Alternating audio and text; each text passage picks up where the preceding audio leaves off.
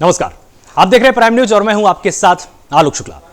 UP panchayat चुनाव की करीब आती तारीखों ने हलचल तेज कर दी है। एक यूपी विधानसभा चुनाव के सेमीफाइनल की तरह देखा जा रहा है यूपी पंचायत का चुनाव, वो चुनाव जिसमें गांव के लोगों और किसानों का सीधा दखल होता है, तो दूसरी तरफ किसानों का आंदोलन है। लगातार महापंचायतों का आयोजन हो रहा है और सवाल यह उठता है कि एक तरफ जब किसान नाराज हैं तो पंचायत चुनाव में इसका कितना असर होने वाला है, क्योंकि पश्चिमी उत्तर प्रदेश की जाट बेल्ट जो लगातार बीजेपी के सपोर्ट में नजर आती रही है, वो अब किसान आंदोलन के बीच बीजेपी से दूर होती हुई नजर आ रही है।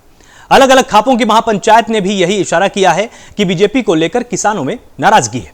तो दूसरी तरफ पंचायत चुनाव से ठीक पहले किसानों की महापंचायतों में विपक्षी राजनीतिक पार्टियों का दखल के बाद यह बिल्कुल साफ हो चला है कि विपक्षी पार्टियां पंचायत चुनाव में किसानों की नाराजगी को भुनाने की भरपूर कोशिश कर रही हैं और करेंगी भी। दूसरी तरफ बीजेपी के लिए आंदोलन कर रहे किसान इस बार मुश्किल बन सकते हैं। पंचायत चुनाव इस बार इसलिए भी अहम हो जाते हैं कि पंचायत चुनाव का नतीजा कुछ भी हो, उसका असर विधानसभा चुनाव पर पड़ना तय है। तो आज अगले 1 घंटे की इस बहस में हम यही जानने की कोशिश करेंगे कि पंचायत चुनाव में किसानों का आंदोलन कितना फर्क डाल रहा है, साथ ही पंचायत चुनाव के बीच किसानों के आंदोलन को देखते हुए पार्टी की क्या क्या तैयारियां हैं। तमाम मुद्दों पर आज हमारी बहस होगी और इस पर आपको एक बार बता देते हैं कि किस तरह का असर पड़ सकता है। किसानों की नाराजगी का नुकसान क्या बीजेपी को झेलना पड़ेगा, यह एक बड़ा प्रश्न यहां पर खड़ा होता है और यह प्रश्न आज हम बीजेपी से पूछेंगे भी। और पंचायत चुनाव पर आंदोलन का असर क्या इस तरह से भी पड़ेगा, क्योंकि महापंचायतों के जरिए बीजेपी के खिलाफ लगातार माहौल बन रहा है। इस एंगल से क्या अहम भूमिका होने वाली है महापंचायतों की पंचायत चुनावों पर। किसानों की नाराजगी का फायदा क्या विपक्षी पार्टियों को मिलेगा या किसान आंदोलन सिर्फ और सिर्फ किसान हित पर ही सिमट कर रह जाएगा।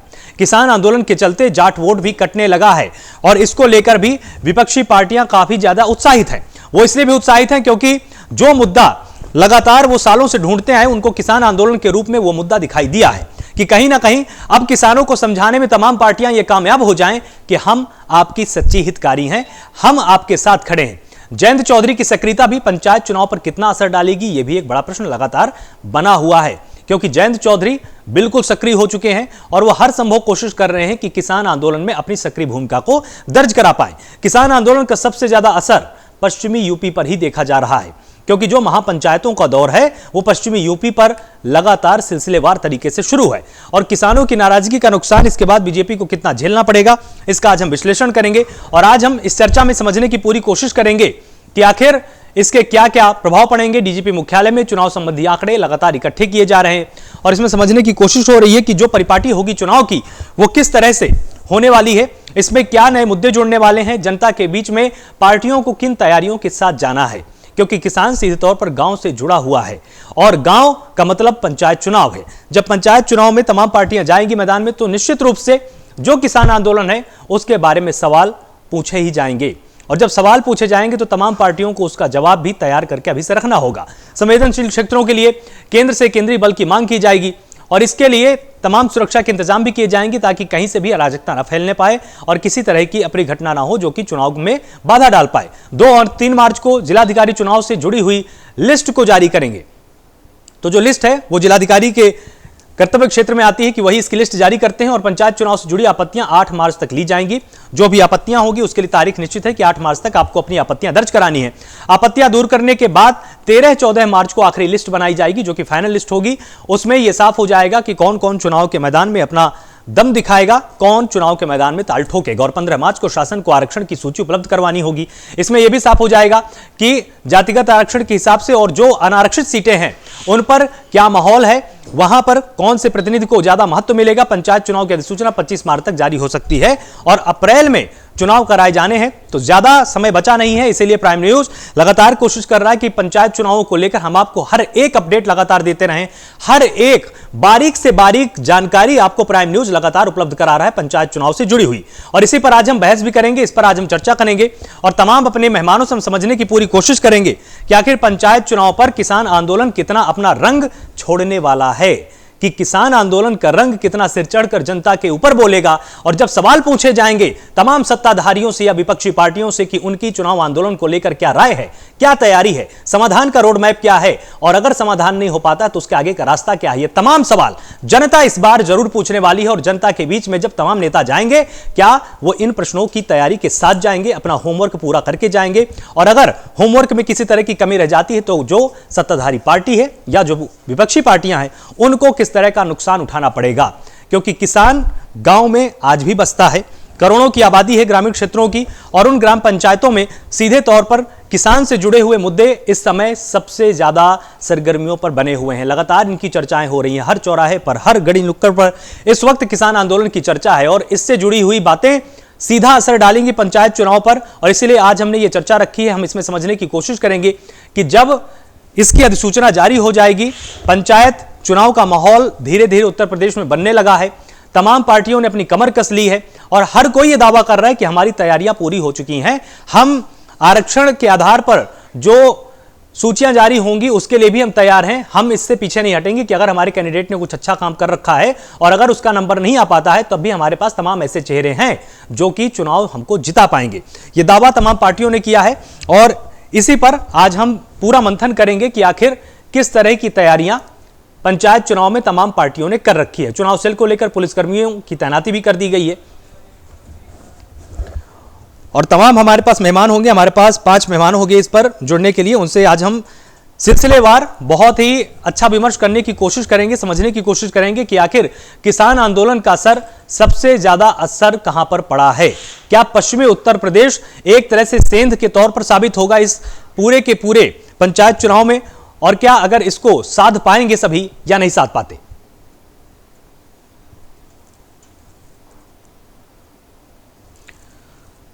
और इस पर सबसे ज्यादा जरूरी यह है कि महापंचायतों के जरिए लगातार बीजेपी के खिलाफ माहौल बनाया जा रहा है, और किसानों की नाराजगी का फायदा विपक्षी पार्टियों को कितना मिल पाता है, यह अहम सवाल होगा। क्योंकि विपक्षी पार्टियों की भूमिका पर भी लगातार सवाल अब उठने लगे हैं। जो किसान नेता हैं वो भी लगातार अब ये प्रश्न पूछने लगे हैं कि कहीं आप ऐसा तो नहीं है कि आप सिर्फ और सिर्फ इस आंदोलन को भड़काने के लिए हमारा इस्तेमाल कर रहे हैं, क्योंकि समाधान अब तक किसी पार्टी ने पेश नहीं किया है।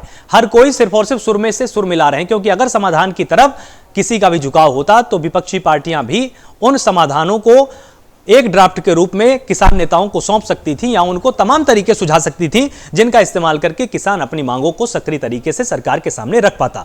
लेकिन ऐसा किसी भी तरह का ड्राफ्ट ना ही कांग्रेस की तरफ से पेश हुआ, ना ही सपा की तरफ से, ना ही बसपा की तरफ से, ना ही किसी अन्य क्षेत्रीय पार्टी की तरफ से। सभी ने सिर्फ यही कहा कि हां, किसानों के साथ हैं, हम किसानों के साथ हर वक्त खड़े हैं, लेकिन किसानों की समस्याओं पर उनके पास समाधान का रास्ता क्या है, इस पर बातचीत कोई विपक्षी पार्टी करने को तैयार नहीं। वहीं बीजेपी लगातार ये बोल रही है कि हम हर बात का समाधान करने के लिए तैयार है, और अगर तैयार हैं तो आखिर यह अवरोध बना हुआ क्यों है, यह भी एक मूल प्रश्न है कि अवरोध की वजह क्या है। अगर सारे समाधान आपके पास हैं तो आखिर किसान आपकी बात को क्यों नहीं सुन रहे हैं। और इस पर बातचीत करने के लिए हमारे साथ तमाम मेहमान जुड़े हुए हैं, आपको उनसे एक बार रूबरू करा देता हूं। सुनील शाही हमारे साथ, बहुत बहुत स्वागत है आपका, प्रवक्ता बीजेपी हैं। हमारे साथ अजय अरोड़ा है, प्रवक्ता कांग्रेस है, बहुत बहुत स्वागत है आपका प्राइम न्यूज पर। हमारे साथ कीर्तिनिधि पांडे हैं, प्रवक्ता सपा हैं, आपका भी बहुत बहुत स्वागत है प्राइम न्यूज पर। हमारे साथ देवेंद्र सिंह हैं, किसान नेता हैं, बहुत स्वागत है, स्टूडियो मेरे साथ मौजूद है। और साथ ही हमारे साथ सूर्य प्रकाश हैं, एक वरिष्ठ पत्रकार के तौर पर हमारे साथ जुड़े हुए हैं। सबसे पहले अश्विनी शाही, मैं आपके पास आ जाना चाहूंगा। पंचायत चुनाव का ऐलान हो चुका है, हर पार्टी यही दावा कर रही है कि हम पूरी तरह से तैयार हैं, लेकिन जो सबसे बड़ी बारीक बात है वो यही है कि किसान आंदोलन सीमाओं पर चल रहा है दिल्ली की, और जब आप गांव में जाएंगे तो आपकी मुलाकात वहां पर किसान से ही होने वाली है। वहां पर आपकी मुलाकात किसी व्यापारी से सबसे ज्यादा नहीं होगी।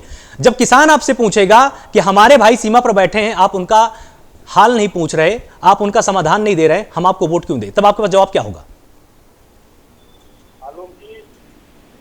किसान भाइयों के साथ तो पूरा देश जुड़ा हुआ है, मगर इस किसान आंदोलन की जो परिणति होनी है वो आज जो बाकी बचे हुए किसान भाई हैं जिनके पास आप बहुत बता रहे हैं कि हम जाएंगे उन किसान भाइयों के पास, उनको पता है कि ये क्यों बैठे हैं, कहाँ बैठे हैं और किस लिए बैठे हैं। उन लोगों को हमको समझाने की बहुत आवश्यकता नहीं है। हर दिन एक नया राज खुल रहा है इन किसान भाइयों के आंदोलन का, जो कि बाकी बचे हुए जो हमारे किसान भाई हैं, जो अपने घरों में बैठे हैं, जो अपनी खेती कर रहे हैं इस समय, ये किसान जो है ये खेती नहीं कर रहे हैं, इनके घरों में खेती हो रही है नहीं हो रही है ये दिखवाइए। लेकिन जो हमारे भाई हैं जिसके पास हमको वोट मांगने जाना है, वो अपने घरों में है, अपनी खेती कर रहे हैं और वो हमारे समर्थन के लिए आगे हैं।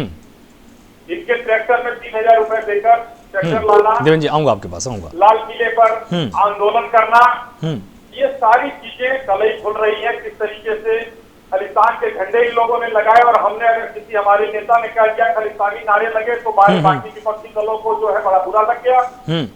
तो ये सब चीजें हैं, ये हम जाएंगे। भारतीय जनता पार्टी अपने कामों को लेकर, अपने किए हुए अच्छे कामों को जो जनता के हित में हमने किए हैं उनके साथ जो, मतलब आप साफ तौर पर ये बोल रहे हैं अश्विन शाही कि जो सीमा पर बैठे हुए हैं उनका किसानी से कोई लेना देना ही नहीं है।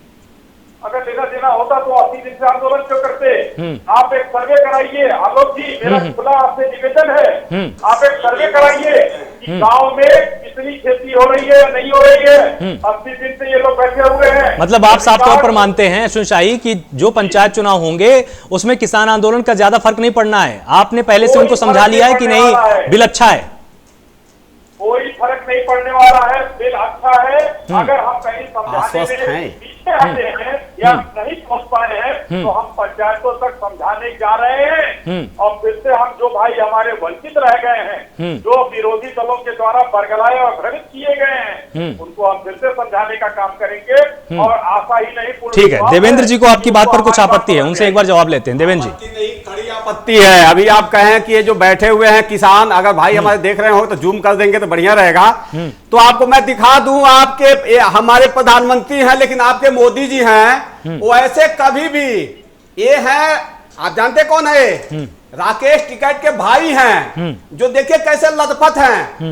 ये आंदोलन भी करते हैं, खेत में जाकर के पानी भी लगाते हैं। लेकिन जो चाय वाले प्रधानमंत्री हैं, गर्व से कहता हूं प्रधानमंत्री तो हमारे ही हैं, लेकिन मोदी जी की पर्सनल बात करूंगा, कभी भी चाय बेचने के लिए स्टॉल पे खड़े नहीं हुए होंगे। मैं आपको बता दे रहा हूं, ये भी आपको समझना पड़ेगा। आप बार बार कह रहे हो कि आप मुझे लगता है कि ईवीएम आपका बिल्कुल बढ़िया से मैनेज है, नहीं तो बात नहीं करते। और आप आश्वस्त हैं कि किसान, सुन लीजिए शाही जी पहले सुनिए, आप आश्वस्त हैं, शाही जी सुनिए, शाही जी पहले सुनिएगा, पहले सुनिए, आप आश्वस्त हैं कि ईवीएम जिंदाबाद, तो क्या उखाड़ लेगा किसान?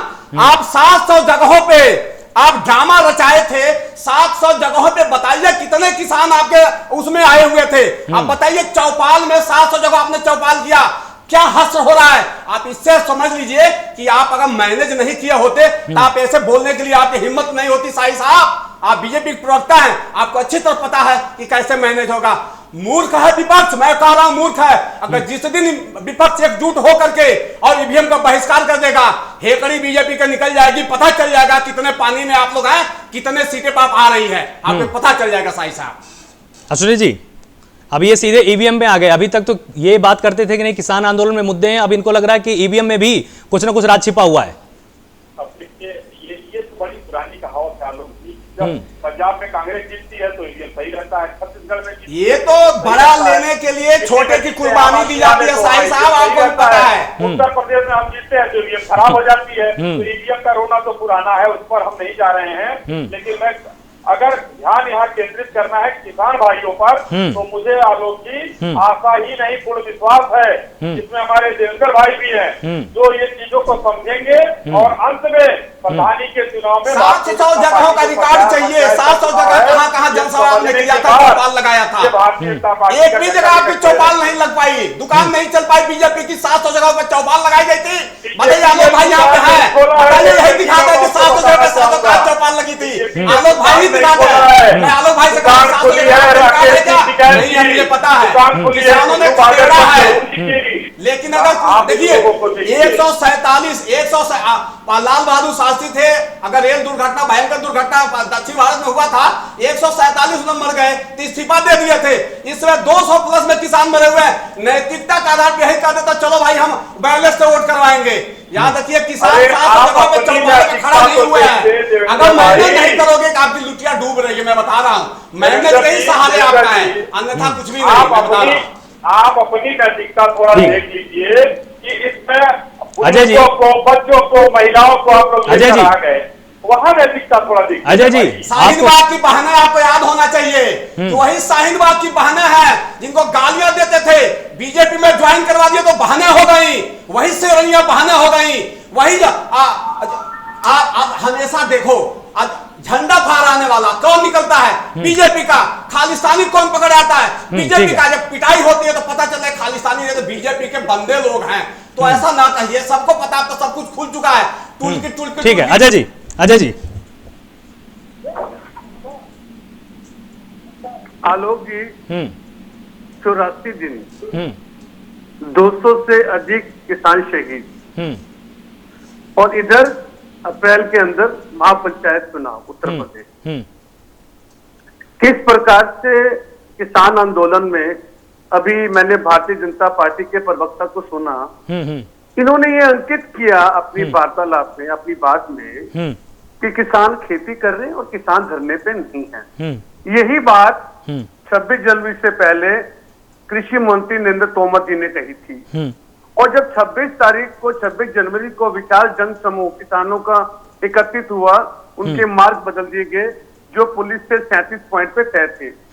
और किस प्रकार से भारतीय जनता पार्टी और राष्ट्रीय स्वयंसेवक आरएसएस के कुछ असामाजिक तत्व राष्ट्र के लाल किले पर राष्ट्रध्वज का अपमान किया आरएसएस के और भारतीय जनता पार्टी के लोगों ने। अब ये कौन सा दस्तावेज आ गया अजय जी आपके पास? अजय जी, अब ये किस दस्तावेज के आधार पर आप बात कर रहे हैं? क्या बात आप कर रहे हैं? और बहुत से भारतीय जनता पार्टी के किसने बोल दिया? किसने बोल दिया? आलोक जी, मैं बीच में नहीं बोला। आलोक जी, मैं बीच में। अश्विनी जी, एक सेकंड। मेरी बात खत्म हो जाए, मेरी बात खत्म हो जाए। देखो, मैंने आपसे बात की, करंट लगा भारतीय जनता पार्टी को। जिसके मन में पाप होता है उससे करंट लगेगा। आलोक जी, आपने प्रश्न मुझसे किया, मेरा उत्तर भी नहीं आया, वो करंट लग गया। इसका मतलब उनकी नीयत में खोट है। और जहां तक इन्होंने महापंचायत चुनाव की उत्तर प्रदेश की बात की, और आपने जब डिबेट शुरू किया आलोक जी, आपने कहा पश्चिमी यूपी केंद्र है। जिस प्रकार से भूकंप आता है, भूकंप जब देश में, किसी भी देश में भूकंप आता है तो उसका केंद्र बनता है। और ये भूकंप पूरे भारत में आएगा भारतीय जनता पार्टी के लिए कि ये इनका सुपड़ा साफ होने वाला है। और किसानों के महापंचायत का जो भूकंप का केंद्र है वो पश्चिमी उत्तर प्रदेश होगा। लेकिन भूकंप का असर सारे भारत में होने वाला है। ये नहीं कि पश्चिमी उत्तर प्रदेश को सीमित रहेगा। ये जान ले भारतीय जनता पार्टी के प्रवक्ता, ठीक है, वो भूकंप का केंद्र बनेगा। ठीक है, भूकंप का केंद्र बनेगा। ठीक है, ये आपका दावा है। कीर्तिनिधि पांडे हमारे साथ जुड़े हुए। कीर्तिनिधि जी, आपको क्या लगता है कि जब पंचायत चुनाव में तमाम पार्टियां जनता के बीच में जाएंगी तो मुद्दा क्या रहने वाला है? किसान आंदोलन की कितनी भूमिका होने वाली है उसमें? देखिए आलोक जी, पंचायत चुनाव में किसानों की भूमिका अहम है। और केवल पंचायत चुनाव नहीं, उत्तर प्रदेश की विधानसभा का चुनाव हो, देश का चुनाव हो, और ग्राम प्रधान से लेकर के जिला पंचायत तक का चुनाव, इसमें किसान और गांव दोनों की भूमिका बहुत महत्वपूर्ण है। लेकिन बड़े अफसोसजनक स्थिति है कि भारतीय जनता पार्टी के लोगों को, जो लोग आंदोलनरत किसान हैं, जिसमें 150 से 200 किसानों की जानें चली गई, ये लोग उनको किसान मानने को तैयार नहीं है। कभी इनके सांसद उनको खालिस्तानी कहते हैं, कभी इनके सांसद उनको आतंकवादी कहते हैं, कभी इनके सांसद उनको खलियर बताते हैं कि इनके पास कोई काम नहीं, फ्री का भोजन ले रहे हैं। कभी अश्विनी शाह जैसे प्रवक्ता कह रहे हैं वो किसान ही नहीं है। बड़ी अफसोसजनक स्थिति है। और मैं तो केंद्र की सरकार से बराबर निवेदन किया, आपके चैनल के माध्यम से निवेदन किया कि हठधर्मिता छोड़िए मोदी जी। हठधर्मिता से सरकारें नहीं चलती। आपने किसानों के पक्ष में कानून बनाया, आज किसान ही आंदोलनरत, और लगभग 3 महीने होने जा रहे हैं किसानों के आंदोलन के। 150 से 200 किसानों की जानें चली गई। आप किसानों का दर्द क्यों नहीं समझते? आप किसानों से वार्ता कर रहे हैं, लेकिन इस शर्त के साथ कर रहे हैं कि हम किसान बिल वापस नहीं लेंगे। किसान वार्ता करने जा रहा, करा कृषि बिल वापस लेना पड़ेगा, फिर वार्ता किस बात का? अगर हम कह रहे हम वापस नहीं लेंगे, किसान कह रहा बिल बिना वापस ले हम घर वापस नहीं जाएंगे, फिर वार्ता किस बात की होगी?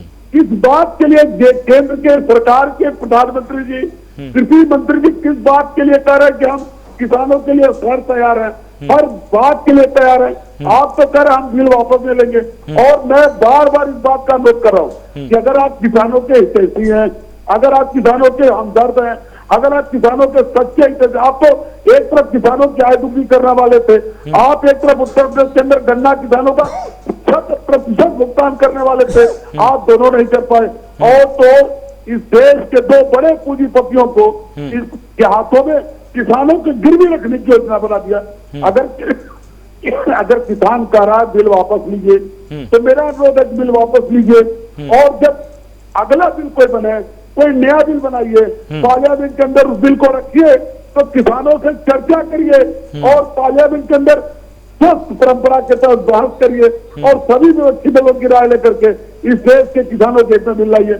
लेकिन केंद्र की सरकार हठधर्मिता के आगे इस देश को दो पूंजीपतियों के हाथों गिरवी रखने के पक्ष में है। मैं कहता हूं, एक तरफ जब इस देश के अंदर काला कानून बनाया गया, जब देश के अंदर चोर बाजारी रोकने के लिए व्यवस्था दी गई कि कोई असली भंडारण नहीं कर सकता, तो आज उसको केंद्र की सरकार ने समाप्त कर दिया कि किसानों के अनाज को बड़े व्यापारी, देश के बड़े व्यापारी जितना चाहे अनाज खरीद सकते हैं, ये छूट दे करके इस सरकार ने चोर बाजारी को प्राथमिकता देने का काम किया है। मैं केंद्र सरकार से बार बार अनुरोध कर रहा हूँ, सबसे बड़ी बात यहाँ पर यही है कीर्तिनिधि पांडे जी, जो सत्ता पक्ष है उसका यह कहना है कि ये जो किसान आंदोलन चल रहा है वो आप सबके इशारों पर ही चल रहा है, यहाँ पर असली किसान नहीं बैठे हुए।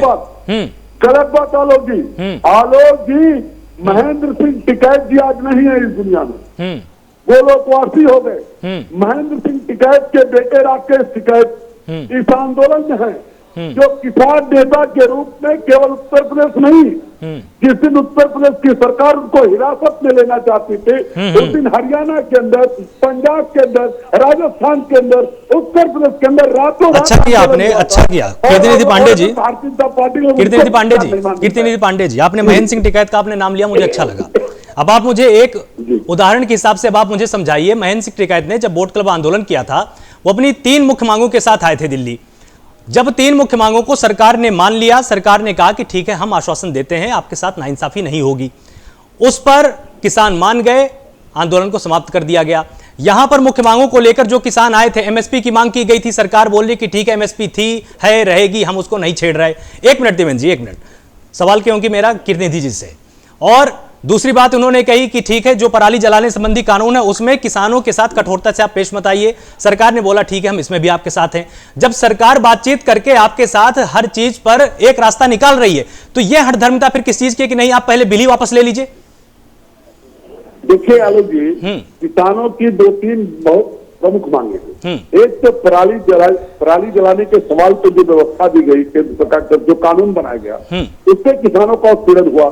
दूसरा, एमएसपी के लिए इस 3 कानून जो कृषि बिल लाए गए, उसमें कहीं भी एमएसपी की प्रावधान नहीं दिया गया। अगर किसान यही तो कह रहा है कि एमएसपी को लीगलाइज कर दीजिए, तो एमएसपी को लीगलाइज करने में केंद्र सरकार को क्या दिक्कत है? एमएसपी है, एमएसपी रहेगा।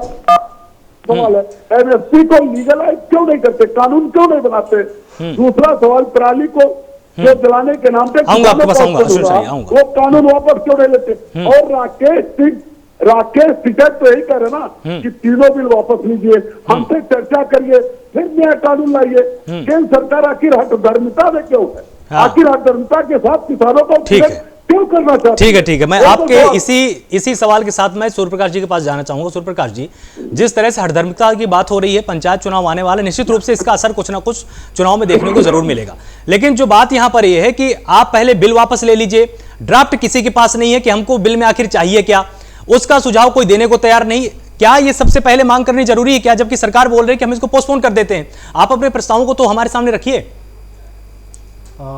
आलोक शुक्ला जी, पहले भी डिस्कस हुआ था हम लोगों की इस बात पे, और हमने कहा था कि बेहद जरूरी है इस पे संवाद कायम करना। बिल्कुल। और अभी जो बहस हो रही है वो ये है कि जो पंचायत चुनाव पर इस किसान आंदोलन का कितना असर पड़ेगा। मेरे ख्याल से तो बेहतर होगा कि हम इस पे चर्चा कर लें। और मेरा ये मानना है कि जो चुनाव है उसके 3 लेवल, भारत में जिस तरीके से चुनाव होते हैं वो 3 लेवल्स के होते हैं। स्टेट लेवल पे है, केंद्र पे है और पंचायत की स्थिति है कि गांव की जो व्यवस्थाएं हैं उसको चलाए रखने के लिए, बनाए रखने के लिए पंचायती व्यवस्था की गई है कि ठीक है, जो नालियां हैं और बाकी चीजें हैं। तो जहां तक मुझे लगता है कि जो गांव के जो पंचायत चुनाव है उसकी वस्तु स्थिति हम केंद्र या राज्य सरकार के चुनाव किससे तुलना नहीं कर सकते। नंबर बिल्कुल उनके अलग मुद्दे होते हैं, हर गांव के अपनी समस्याएं हैं और उन समस्याओं पे चुनाव लड़ा जाता है स्थानीय स्तर पर।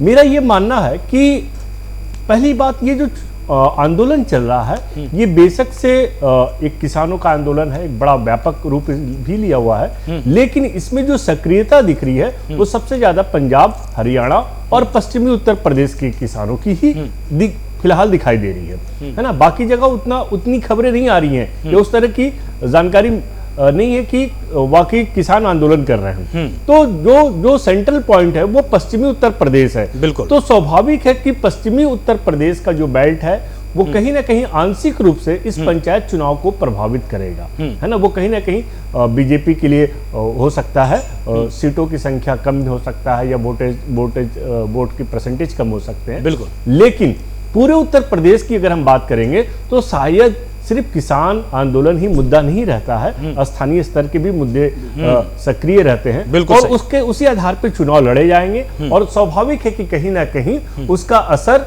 लेकिन इस आंदोलन का असर रहेगा, आंशिक असर रहेगा, लेकिन बहुत व्यापक असर नहीं हो सकता, ऐसा मेरा मानना है। बिल्कुल।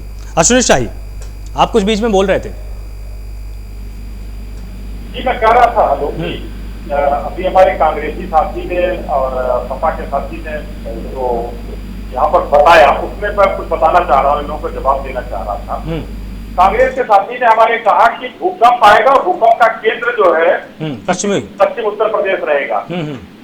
ऐसे इनके पूर्व अध्यक्ष ने कहा था कि जब मैं सदन में भाषण दूंगा तो जलजला आ जाएगा। तो ये कांग्रेसी लोग भूकंप और जलजला लाते हैं, इनको मैं बताना चाहूंगा। इस भारत में जब भी कृषि कानून की बात हुई है, भारतीय जनता पार्टी ने बहुत ही स्पष्ट रुख अपना दिखाया है। ये आंदोलन जब से शुरू हुआ है, भारतीय जनता पार्टी की सरकार ने, माननीय कृषि मंत्री जी ने 2 अन्य मंत्री गणों के साथ मिलकर हमेशा बैठने का उपक्रम किया है, हमेशा बैठने का काम किया है।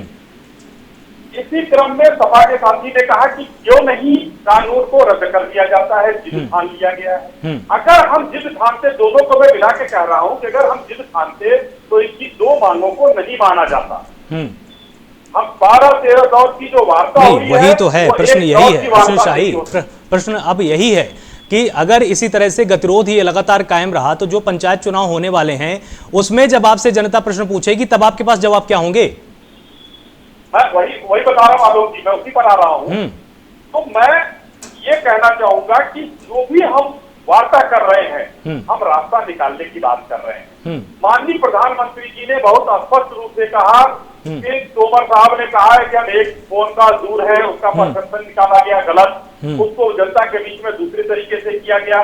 तो मैं किसान भाइयों से कहना चाहूंगा और उनके जो खैरख्वा ये आपके पास बैठे हुए सत्ता के प्रवक्ता लोग जो हैं और विपक्ष के प्रवक्ता लोग सत्ता की बात को सुने और इसको माननीय प्रधानमंत्री जी तक पहुंचाए। आज तक कोई नेता इनका गया माननीय प्रधानमंत्री या कृषि मंत्री से मिलने? मैं किसानों का नुमाइंदा हूँ, मैं उनका खारख्वा हूँ, आपको ये मान लेना चाहिए।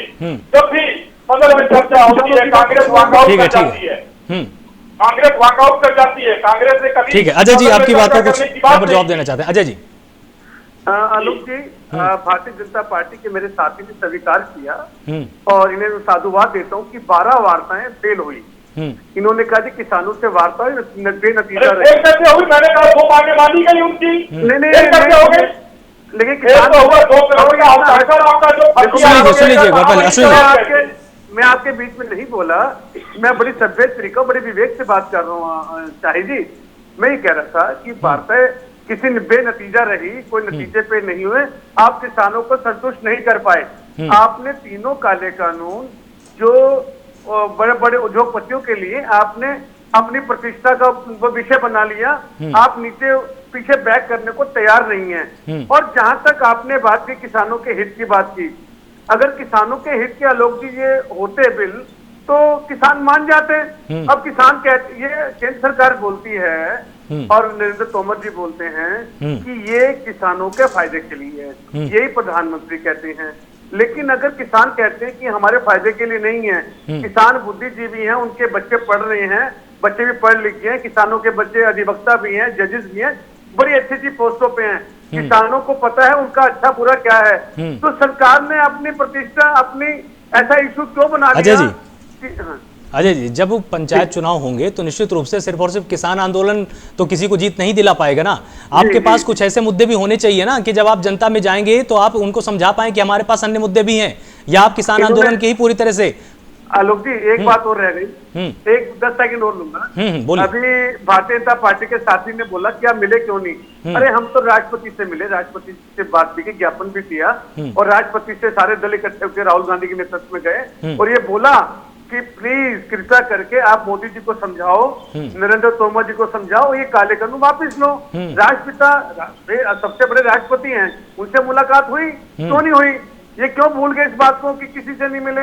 हम निरंतर संपर्क में हैं और पूरा देश जानता है, पूरा विपक्ष एकजुट खड़ा किसानों के साथ। क्यों नहीं समझ आती भारतीय जनता पार्टी को ये बात? क्यों बार बार कहते हैं कि ना तो किसान है ना विपक्ष है, विपक्ष इनको दिख नहीं रहा, किसान इनको दिख नहीं रहे, तो आंदोलन कहाँ से हो रही है? आंदोलन हवा में तो नहीं हो रहा है लोग जी, आंदोलन दिख रहा है, आप दिखा रहे हो कैमरे। पंचायत चुनाव को लेकर आपकी तैयारी क्या है? किसान आंदोलन पर तो आपकी पूरी तैयारी है, दिखाई दे रहा है। बिल्कुल बिल्कुल बिल्कुल। पंचायत देखो, जिस प्रकार से राजस्थान में हमने चुनाव जीते, चुनाव जीते, अभी पंजाब में भी देखना हमारा नतीजा कितना बढ़िया आ रहा है। तो कहीं ना कहीं वो जो रोड मैप है राजस्थान का, उसी रोड मैप को, जो पंजाब का रोड मैप है, उसका हम पूरा प्रयोग करेंगे उत्तर प्रदेश में, और पंचायत चुनाव से ही हमारी वापसी शुरू होगी, देखना आप। ठीक है देवेंद्र जी, जिस तरह से लगातार किसान आंदोलन की आंच हर कोई महसूस कर रहा है, जाने कितने दिन हो गए आपको, हमको, सबको साथ बैठते हुए, इसी पर विमर्श करते हुए, और जो समाधान हम लगातार तलाश रहे हैं वो अभी भी हमको काफी दूर दिखाई देता है। आपको नहीं लगता है कि नहीं पंचायत चुनाव में ये एक अहम मुद्दा साबित होगा, और किसान आंदोलन क्या पंचायत चुनाव को पूरी तरह से बायस कर पाएगा, या कुछ ऐसे कोर मुद्दे भी होंगे जो कि यूपी पंचायत चुनाव में देखने को मिलेंगे? महत्वपूर्ण बात यह है कि बीजेपी के कान पे जू क्यों नहीं रेंगता है। आप सोचिए, इतना बड़ा दिक्कत महसूस हो रही है, आप पूरे देश को नहीं, देश विदेश दुनिया में भी इसका डंका निगेटिव बज रहा है कि किसान बैठे हैं, किसान, क्योंकि किसान कोई पाकिस्तान चीन का मुद्दा है नहीं, मुद्दा किसानों का है। तो देश विदेश इसमें भी बोल रहा कि वो किसान बैठे, वो दिल्ली जहां सर्वधर्म संभाव की बात होती है, वहां किसान रास्ते में बैठा हुआ है। अभी बता रहे थे कि रास्ता निकालने को, शाही साहब बता रहे थे रास्ता निकालने की कोशिश किया। अरे भाई साहब, कील बिछाने का काम किया गया है, रोड़ी बैरिकेडिंग करने का काम जानते हैं कहां किया जाता है? चाइना के बॉर्डर पर किया जाता है। बात सही है कि ये इफेक्ट डालेगा नहीं डालेगा, इस पे बहस हो रहा है। इफेक्ट डाल रहा है, और चूंकि डायरेक्ट चुनाव पार्टी के सिंबल पर नहीं हो रहा है, तो पार्टी के सिंबल नहीं हो रहा, फिर भी सोच लीजिए कभी अभी न्यूज में, मीडिया रिपोर्ट में मैं देख रहा हूं कि जाटों को मनाने की कोशिश में अमित शाह जी बैठे हुए हैं। सोचिए मनाने, अरे मनाना यहाँ के, अरे बॉर्डर पे एक बार आ जाओ, आप कह रहे हो 5 लोग हैं, 10 लोग हैं, किसान नहीं है, नहीं है, आप उन्हीं से तो वार्ता कर रहे हो। आप एक मुद्दा कांग्रेस को दिया है, वो कांग्रेस जो मर गई थी, आप कहते थे 174 लगभग सांसदों को मिला करके आपने टिकट देकर बीजेपी में मिला लिया था, वो कांग्रेस को पुनर्जीवित करने का काम आप कर रहे हैं। अब विपक्ष एकजुट जिस दिन हो जाए, उस दिन अभी इनकी चीजें तोता उड़ने लगेगा। लेकिन विपक्ष भी है, हर घर में प्रधानमंत्री चाहता है, हर घर में मुख्यमंत्री चाहता है। विपक्ष ये प्रधानमंत्री मुख्यमंत्री चाहता है, लेकिन तोता गले में बैठा हुआ है। अभी समाजवादी पार्टी के साथी बैठे हुए थे, सब लोग जानते हैं कि हमारे माननीय उसके मुखिया साहब मुलायम साहब के ऊपर भी सीबीआई का तोता बैठा हुआ है कि जिस दिन बोलेंगे तो लालू यादव का हश्र हो जाएगा। मायावती जी यहाँ ना जी हम भी हैं, अखिलेश तो हम भी हैं, वो कह रहे हैं। रॉबर्ट वाड्रा का कांग्रेस वालों को बीजेपी ने गिरफ्तार नहीं करवा, लेकिन रोज बोलेंगे किसानों का दलाल है और लूटता है, जमीन लुटेरा है। तो ये मिले जुले सब लोग हैं, पार्टियां, ये कोई अलग पार्टी इसमें है नहीं, किसानों का हित नहीं चाहती हैं। अभी हमारे साथी कह रहे थे, वरिष्ठ पत्रकार साहब कह रहे थे, अच्छी बात लगा उनके भी, लेकिन आप लोगों को समझना पड़ेगा कि पश्चिम उत्तर प्रदेश में किसान एकजुट क्यों है, पंजाब में हरियाणा में किसान एकजुट क्यों है, पूरब में क्यों एकजुट नहीं है?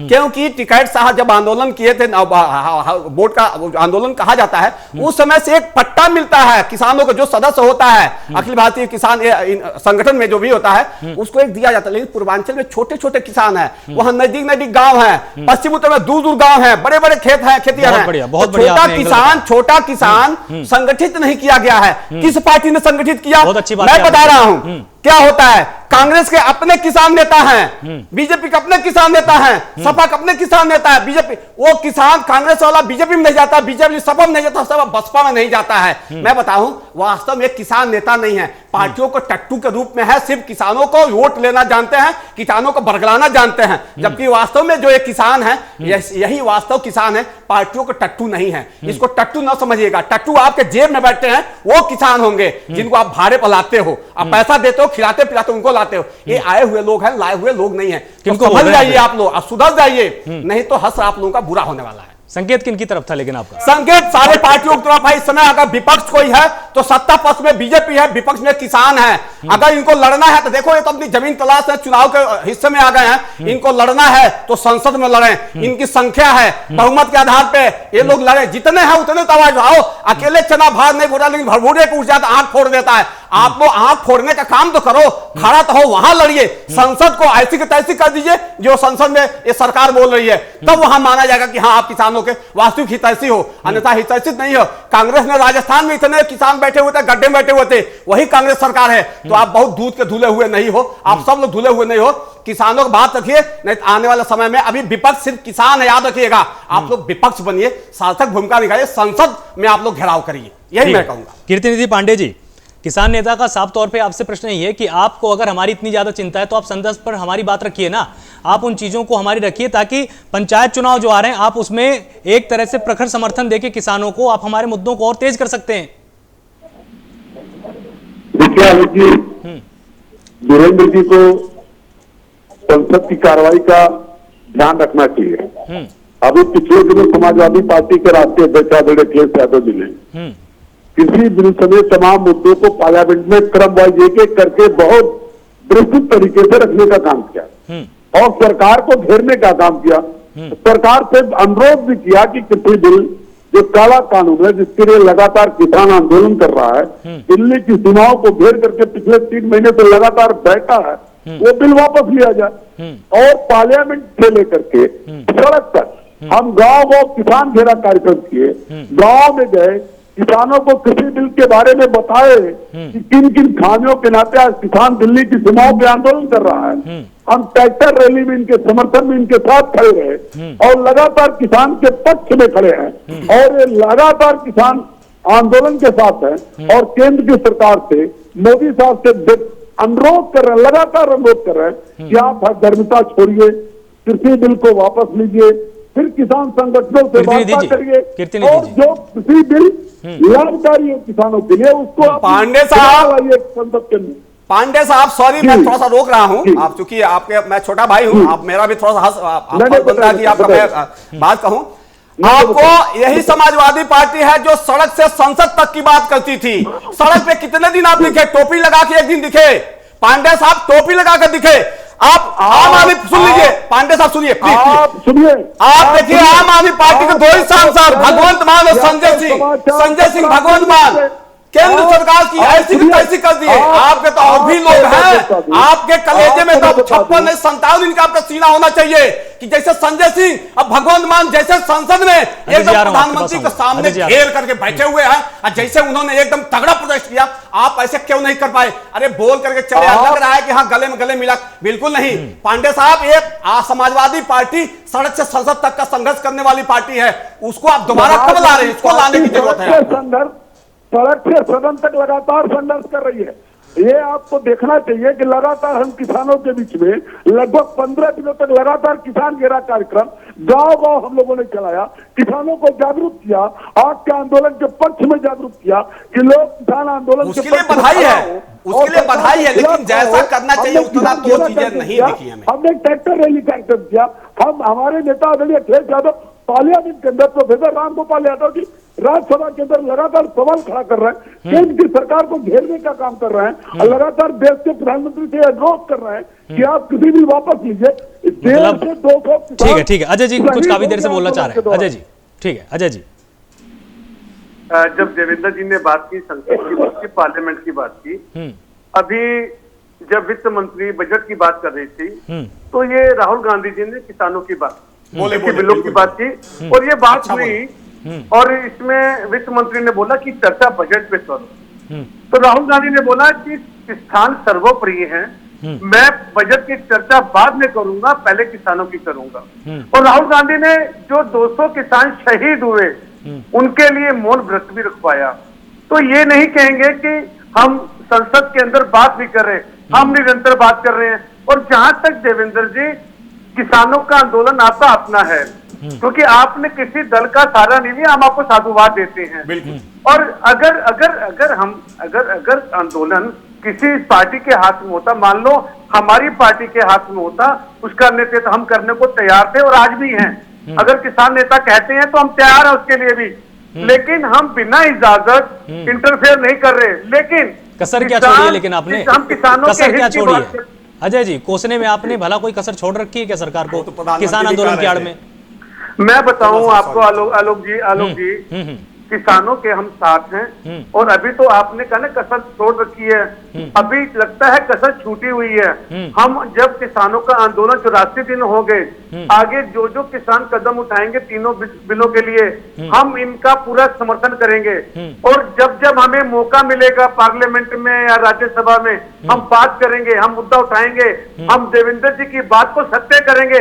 जब देवेंद्र जी डिबेट करेंगे तो कहेंगे कि आज राहुल गांधी ने, कांग्रेस के वरिष्ठ नेता ने, आज प्रियंका गांधी उत्तर प्रदेश में कहा का महापंचायत में गए किसानों के, हम किसानों के साथ हैं, निरंतर साथ हैं। हाँ, पूर्ण रूप से ये किसान आंदोलन स्वयं चला रहे हैं, किसी पार्टी के हाथ में नहीं है।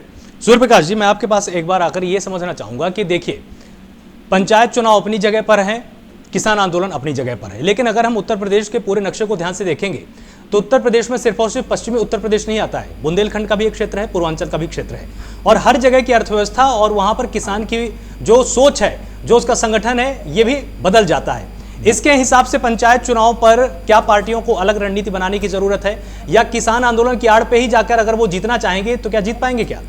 आलोक जी, ये संभव नहीं है कि सिर्फ किसान आंदोलन की आड़ पर जीतने की कोशिश करे और जीत जाए।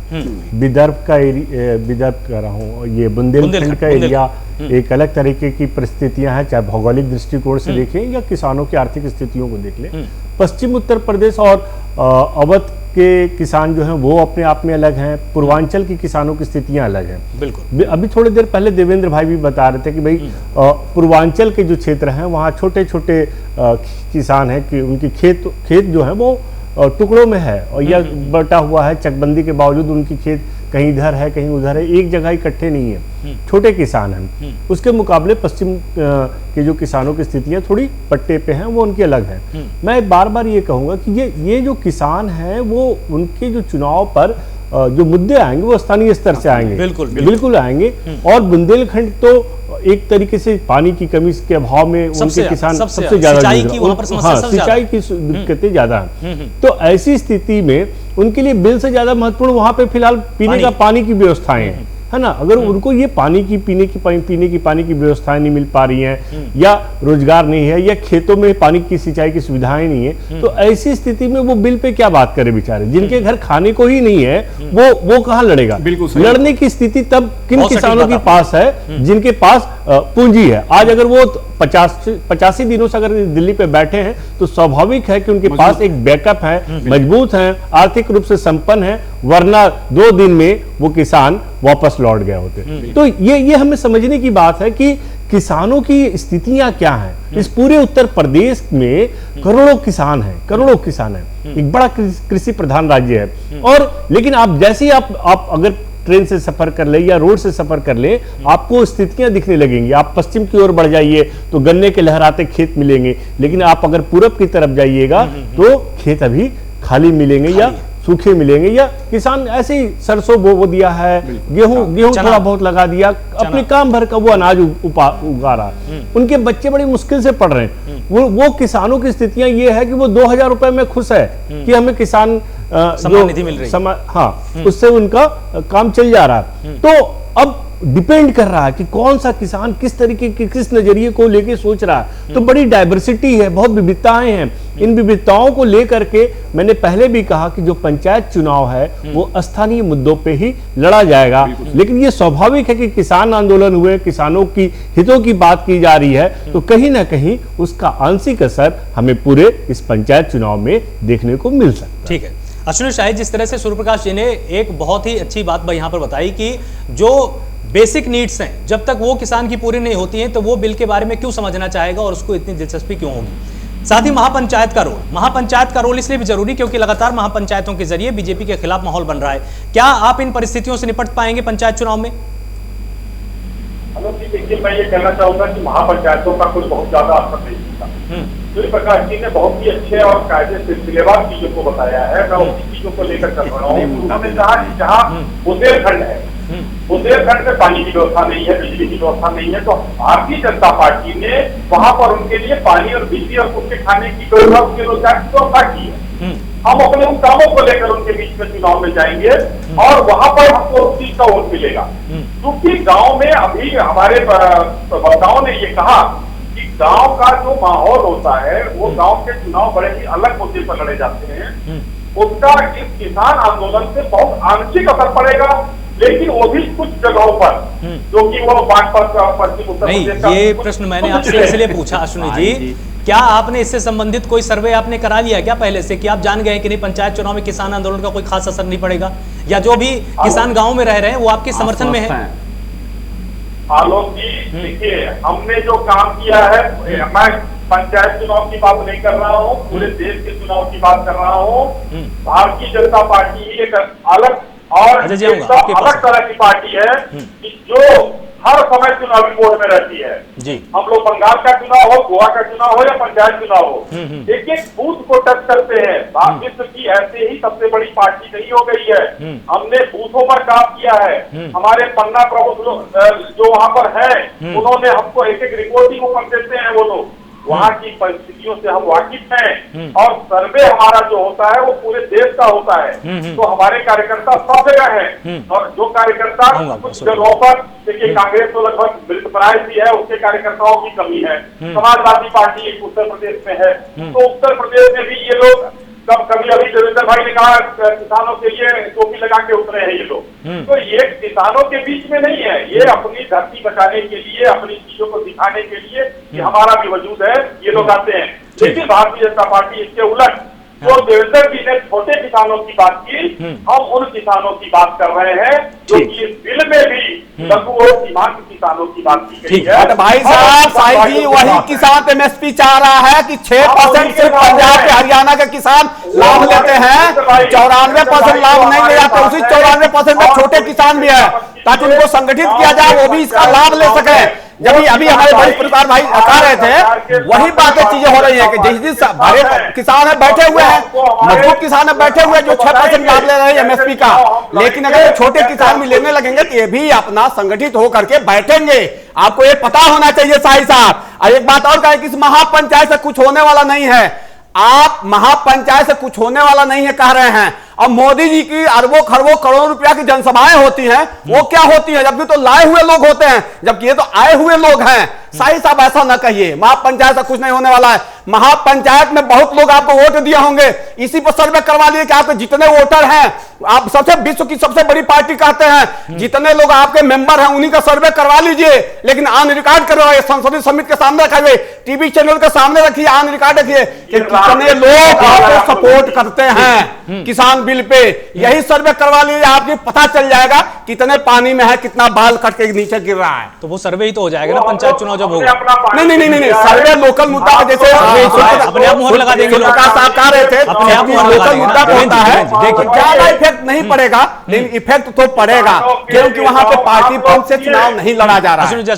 अरे देवेंद्र जी, अरे इतने हितैषी है, तो मेरा एक सुझाव है, शिकायत जी को मुख्यमंत्री का प्रत्याशी सारे दलों से घोषित करवा दीजिए। अभी सबकी असलियत पता चल जाएगी। जो प्रियंका जी जाकर अपनी चौपाल में टिकैत साहब ने कहा चुनाव नहीं लड़ेंगे, आपको पता होना चाहिए। टिकैत साहब ने कहा चुनाव नहीं लड़ेंगे, दूसरी तरफ मत जाइए ना। ठीक है अजय जी, अजय जी वो भी क्या है उसकी अवकाश। ठीक है अजय जी, भारतीय जनता पार्टी ने जब हम चुनावी मूड में रहते हैं और पूरे देश में विकास कर रहे हैं, क्या पेट्रोल डीजल का नाम विकास रखते हम? जो आज की स्थिति में मुद्दे को भटका नहीं रहा। बिल्कुल सही। क्या इसका नाम आलोक जी, मैं इसका जवाब दे दूंगा। 1 मिनट का समय लेके अजय जी का। ठीक है, आएंगे आपके पास आएंगे अजय जी।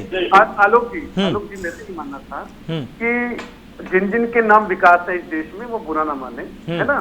तो आज जो पेट्रोल की स्थिति है, आज फिर रेट बढ़ गया, निरंतर बढ़ रहा है। ये भी किसान से जुड़ा हुआ मुद्दा है। एक तो किसान वैसे ही परेशान है, पेट्रोल डीजल के रेट बढ़ रहे हैं, और ये सरकार चाहती क्या है, और इन्होंने खुद स्वीकार किया कि चुनावी मूड में रहती है भारतीय जनता पार्टी। हम इनकी बात मानते हैं कि चुनावी मूड में रहते हो, अरे थोड़ा सा मूड, थोड़ा सा डर किसानों के लिए भी समझ लो, हो गया ना। आपका काम है सत्ता कैसे हासिल की जाए, सत्ता हासिल करने की मालूम कला है आपके पास, अरे कला का सदुपयोग करो, सेवा करो किसानों की। ये तीनों काले कानून वापिस लो, और जो दोस्त हैं दो आपके, अरे उनको कोई और योजना दे देना। अभी तो सरकार आपकी है, तो किसानों की जेब काटकर दो उद्योगपतियों के नाम आप कर रहे हो, ये उचित बात नहीं है। ठीक है देवेंद्र जी, बहुत हुआ महंगाई की बात। अब की बार मोदी सरकार, अब शाही साहब ये बोर्ड कब लगेगा, फिर लगेगा क्या इस चुनाव में? बहुत हुआ महंगाई की बार, अब की बार मोदी सरकार। एक सेकंड देवेंद्र जी, सूर्य प्रकाश जी कुछ बोलना चाहते हैं। अश्विनी जी आ रहा हूं, मैं आपके पास आ रहा हूँ। एक लाइन की बात मैं अजय जी, हाँ ठीक है, बोलिए। मैं ये अजय जी को बताना चाहूंगा कि अजय जी 2004-06 मई पेट्रोल डीजल का दाम कितना था? 35 रुपया 71 पैसे। और जब आप गए हैं सरकार छोड़कर 14 में मई में, तो डीजल का दाम जानते हैं कितना था? 56 रुपया 71 पैसा। 40% की बढ़ोतरी, ऊपर की बढ़ोतरी। कॉम्पिटिशन चल रहा है क्या?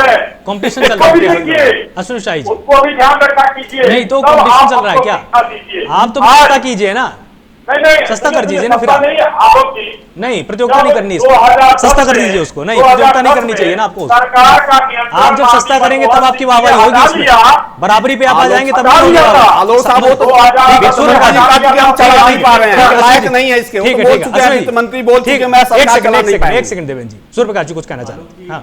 थोड़ी देर पहले बात हो रही थी कि चुनाव में क्या कयास लगाए या डेटा की बात करें, छोटा सा उत्तर दीजिए। ऐसा कुछ सर्वे की बात हो रही थी। मैं आपको बताऊं कि बीजेपी जो पार्टी है, इनका जो डेटा है या जो सर्वे रिपोर्ट्स हैं, उनके पास तगड़ी होती है ना। इनके पास जो आंकड़े वो वाकई मतलब बाकी पार्टियों के मुकाबले मैं देखता हूं कि सटीक रहती है। तो इस आधार पर ये चुनाव लड़ते हैं। ये पार्टी एक ऐसी है जो डाटा पे लड़ती है चुनाव, बिल्कुल, है ना, हवाई पे नहीं लड़ती। दूसरा मैं एक बात कहने चाह रहा था कि पश्चिम उत्तर प्रदेश के ज्यादातर किसान, उनका जो मेन व्यवसाय है वो खेती है, और उसी से उनको आमदनी होती है, और उसको वो बड़े बड़े किसान हैं।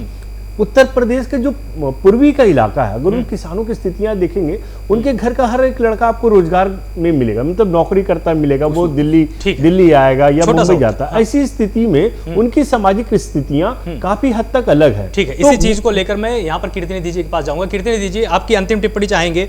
जिस तरह से सूर्य प्रकाश जी बोल रहे हैं कि उत्तर प्रदेश में हर एक क्षेत्र एक जैसा नहीं है, आपने क्या हर क्षेत्र के हिसाब से रणनीति अपनी तैयार कर ली है ताकि पंचायत चुनाव में आप जीत दर्ज कर पाए? देखिए, उत्तर प्रदेश बहुत बड़ा है और इसकी तमाम हिस्सों की रणनीति अलग अलग है। बिल्कुल, उस रणनीति पे समाजवादी पार्टी काम कर रही है, और जो अफसरी शाही जी कर रहे हैं, महापंचायतों का कोई असर नहीं, जो दिल्ली की सीमाओं पर बैठा वो किसान नहीं, बड़ी दुर्भाग्यपूर्ण स्थिति है। महापंचायत का असर भी दिखेगा। तो आपके लिए तो फायदेमंद है ना, दुर्भाग्यपूर्ण है तो वो आपके लिए फायदेमंद है, दिखाएगा तो आपके लिए तो फायदेमंद है ना। परिवर्तन करके नहीं, वो परिवर्तन करके भी दिखाएगा आलोक। और 2014 से पहले भी बीजेपी थी, कौन सी रणनीति थी? सरकार में नहीं थे। 2017 से पहले उत्तर प्रदेश के अंदर भी बीजेपी थी, 40 सीट वाली बीजेपी। ठीक है, और फिर ये 40 सीट पे आने वाली बीजेपी बनने जा रही है। 2022 का चुनाव ये तय करेगा उत्तर प्रदेश के अंदर, जहां 2017 में भारतीय जनता पार्टी खड़ी थी, वही 2022 के चुनाव के बाद पुनः खड़ी नजर आएगी। तो पंचायत चुनाव कहां जाएंगे? पंचायत चुनाव पहले होंगे अभी कीर्ति जी? 22 की बात अभी बाद में होगी, 22 की बात अभी बाद में होगी, पंचायत चुनाव भी हमारे पहले हैं।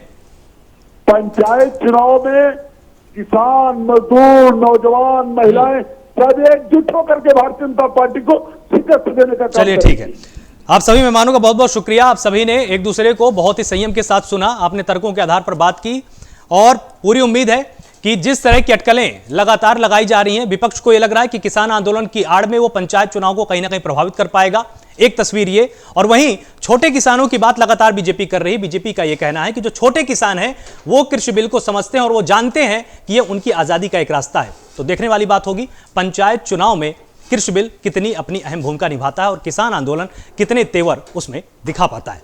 आप सभी का बहुत बहुत शुक्रिया। लगातार जुड़े रहिए प्राइम न्यूज के साथ। नमस्कार।